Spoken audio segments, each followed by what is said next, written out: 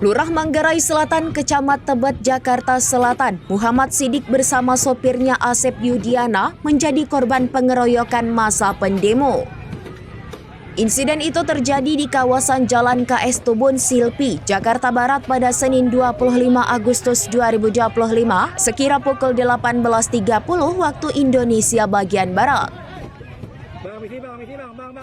Peristiwa bermula saat Sidik pulang dari kantor menuju rumahnya di kawasan Tanah Abang menggunakan mobil dinas berpelat merah. Karena lalu lintas macet, sopir memutuskan mengambil jalan pintas melewati Jalan Es Parman.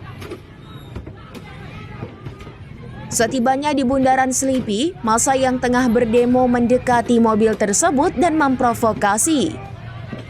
Massa menuding kendaraan berpelat merah itu milik anggota DPR.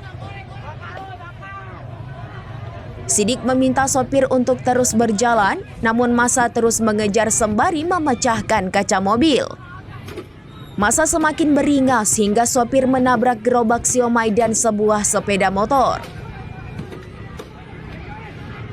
Meski sudah mengaku sebagai lurah dan bukan anggota DPR, namun Sidik tetap dipukuli massa.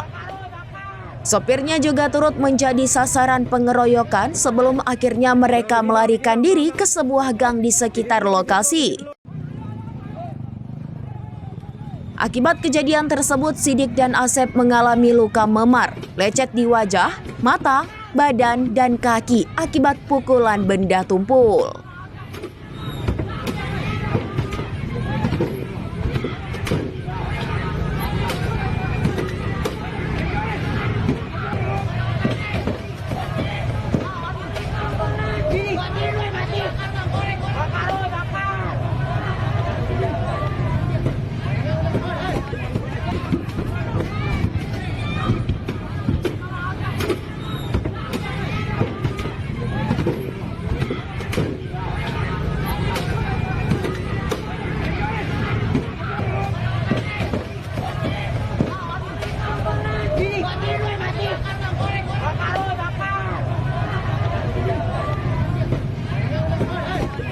Bang, misi bang.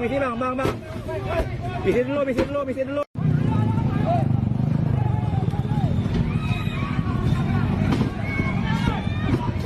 Download Tribun X sekarang, menghadirkan lokal menjadi Indonesia.